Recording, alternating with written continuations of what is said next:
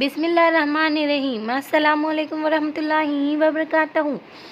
حیض سے مراد وہ خون ہے جو بالغ غیر حاملہ عورت کے رحم سے آئے اور اس کا سبب بیماری نہ ہو۔ اسی خون کے سبب کسی عورت میں بچہ پیدا کرنے کی صلاحیت موجود ہوتی ہے۔ اگر کسی عورت کو ماہواری نہ آتی ہو، وہ بچہ پیدا کرنے کی صلاحیت سے محروم ہوتی ہے۔ حضرت ابن مسعود رضی اللہ تعالیٰ عنہ سے روایت ہے کہ بنی اسرائیل میں مرد اور عورتیں ایک ساتھ نماز پڑھتے تھے، چنانچہ عورت کا یار ہوا کرتا تھا اور وہ لکڑی کا جوتا پہنتی تھی جس سے اونچی ہو جاتی تھی اپنے دوست کو دیکھنے کے لیے، تو اللہ تعالیٰ نے ان پر حیض ڈال دیا۔ یہ روایت حافظ ابن حجر رحمۃ اللہ علیہ نے فتح الباری میں مختصراً ذکر کی ہے اور اس کی سند کو صحیح قرار دیا ہے، اور اسی روایت کی طرف امام بخاری رحمۃ اللہ علیہ نے اشارہ کیا ہے کہ صحیح بخاری میں کہ آپ صلی اللہ علیہ وسلم نے فرمایا،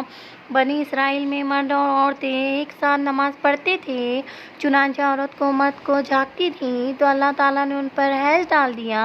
اور ان کو مساجد سے روک دیا۔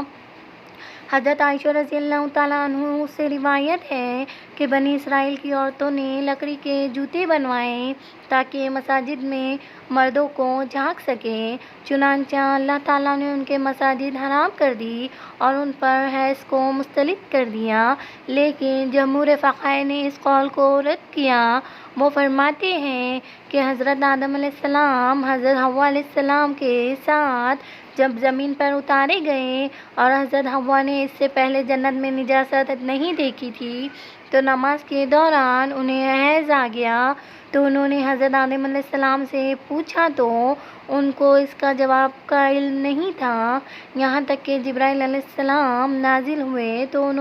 ان سے حضرت آدم علیہ السلام نے پوچھا، لیکن ان کو بھی اس کے بارے میں علم نہیں تھا۔ اس کے بعد حضرت جبرائیل علیہ السلام چلے گئے، پھر حضرت جبرائیل علیہ السلام آئے اور کہا کہ حضرت حوا کو کہو کہ حیض کے دنوں میں نماز چھوڑ دے اور قضا کا حکم نہیں لائے۔ پھر ان کو حیض اس حال میں آیا جبکہ وہ روزے سے تھے، تو انہوں نے اس کے بارے میں حضرت آدم علیہ السلام سے پوچھا تو انہوں نے فرمایا افطار کر لو۔ پھر جب حضرت جبرائیل علیہ السلام آئے تو انہوں نے کہا کہ اس کو کہو کہ روزے کی قضا کریں، تو حضرت آدم علیہ السلام نے کہا اے پروردگار، نماز اور روزہ دونوں تیری عبادتیں ہیں، کیسے ایک کی قضا ہے اور دوسرے کی قضا نہیں؟ تو اللہ تعالیٰ نے ان کی طرف وحی فرمائی، آپ نے پہلی مرتبہ ہماری طرف رجوع کیا، لہٰذا ہم نے اس پر اپنی مرضی سے حکم دیا، اور دوسری مرتبہ آپ نے اپنی رائے سے فیصلہ کیا، لہٰذا ہم نے قضا کرنے کے حکم سے آپ کو سزا دی، تاکہ آپ کے علم میں رہے کہ تمام معاملات میں اللہ تعالیٰ کی طرف رجوع کیا جاتا ہے۔ کنز المعال میں ہے، حضرت عمر رضی اللہ تعالیٰ عنہ سے روایت کیا گیا ہے کہ رسول اللہ صلی اللہ علیہ وسلم نے فرمایا، مجھے میرے حبیب حضرت جبرائیل علیہ السلام نے بتایا ہے کہ ان کو اللہ تعالیٰ نے حضرت حوا علیہ السلام کے پاس بھیجا جس وقت انہیں حیض آیا، تو انہوں نے اللہ تعالیٰ کو پکارا اور کہا مجھے ایسا خون آیا ہے جسے میں پہچانتی نہیں ہوں، تو جواب دیا میں تجھے اور تیری اولاد کو خون آلود کروں گا اور میں اسے کفارہ اور طہارت بناؤں گا۔ حضرت ابن عباس رضی اللہ تعالیٰ عنہ سے روایت ہے کہ انہوں نے فرمایا، جب حضرت آدم علیہ السلام نے شجرہ مومنہ کھا لیا تو اللہ تعالیٰ نے پوچھا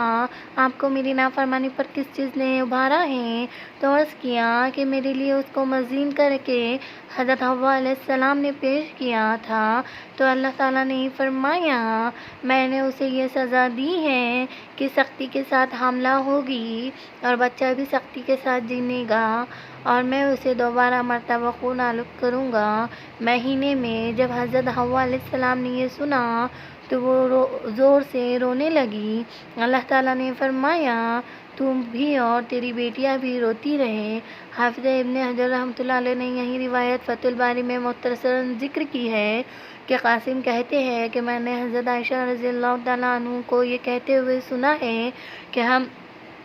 سر الحج کے ارادے سے نکلے تھے، پھر جب ہم مقام صف پر پہنچے تو مجھے حیض آ گیا۔ میرے پاس رسول اللہ صلی اللہ علیہ وسلم تشریف لائے اور میں رو رہی تھی۔ آپ صلی اللہ علیہ وسلم نے پوچھا، کیا بات ہے، کیوں رو رہی ہو، کیا حیض آ گیا ہے؟ میں نے کہا جی ہاں۔ آپ صلی اللہ علیہ وسلم نے فرمایا، یہ وہ چیز ہے جو اللہ تعالیٰ نے آدم علیہ السلام کی بیٹیوں پر لکھ دی ہے، تم سوائے بیت اللہ کے طواف کے حجیوں والے سارے کام کرو۔ اور فرماتی ہے رسول اللہ صلی اللہ علیہ وسلم نے اپنی ازواج کی طرف سے قائل زباں فرمائی، حیض کی ابتدا حضرت حوا سے ہوئی، لیکن حیض کے احکامات بنی اسرائیل کی عورتوں سے شروع ہوئے۔ ان کی شرارتوں کی وجہ سے حیض کی ابتدا تو حضرت حوا سے ہوئی، لیکن اس وقت تکلیف نہیں ہوتی تھی، لیکن یہ جو تکلیف ہوتی ہے حیض کے زمانے میں، اور عورت کا حسن و جمال ماند پڑ جاتا ہے اور عورت نچوڑ جاتی ہے، یہ صورتحال بنی اسرائیل کی عورتوں سے شروع ہوئی۔ یہاں یہ سوال بھی پیدا ہوتا ہے کہ حضرت حوا علیہ السلام کی غلطی کی سزا دوسری عورتوں کو کیوں دی گئی ہے؟ محقق العلماء اکرام فرماتے ہیں کہ یہ ایک ظاہری سبب سا ہے، جیسے حضرت آدم و حضرت حوا علیہ السلام کے جنت سے نکالنے کا سبب شجرہ ممنوعہ بن گیا تھا، اسی طرح یہ بھی ایک ظاہری سبب سا ہے، ورنہ حقیقت میں اللہ تعالیٰ کی طرف سے حیض ایک نعمت ہے جو اس نے بنات آدم میں جاری کر دی ہے، اور یہ انسانی وجود کے بقا کا ذریعہ ہے۔ چنانچہ جس عورت کو حیض نہ آتا ہو اس کے یہاں اولاد نہیں ہوتی، اسی طرح جس عورت میں حیض بند ہو جائے تو وہ عورت بانجھ بچ جاتی ہے۔ اسی طرح جب بچہ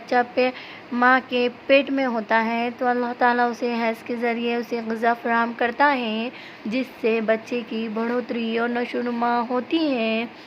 لہٰذا حیض اللہ تعالیٰ کی طرف سے ایک نعمت ہے جس کا ذریعہ اس طرح بنایا گیا۔ بھلا دیکھو، حضرت آدم علیہ السلام جنت سے نکالے گئے تو ان کی نسل پھیلی اور آپ اور ہم وجود میں آئے، ورنہ نہ نکالے جاتے تو نسل انسانی کہاں پھیلتی۔ اگرچہ اللہ تعالیٰ نے ہر چیز پر قادر ہے، لیکن اس نے ہر کام میں ایک نظام کے تحت رکھا ہے۔ حضرت انس رضی اللہ تعالیٰ عنہ سے روایت ہے کہ سحری کے وقت یہ پڑھتے رہا کرو، یا واسع المغفرۃ، یعنی اے وسیع بخشش والے، اس کے پڑھنے والے کے سارے گناہ معاف ہو جاتے ہیں۔ روزے میں دن بھر خوب دعائیں مانگی جائے، پھر جب افطار کا وقت آ جائے تو یہ بھی بڑی قبولیت کا وقت ہوتا ہے۔ ارشاد نبی صلی اللہ علیہ وسلم ہے، یعنی روزہ افطار کرنے کے وقت روزہ دار کی دعا قبول ہوتی ہے۔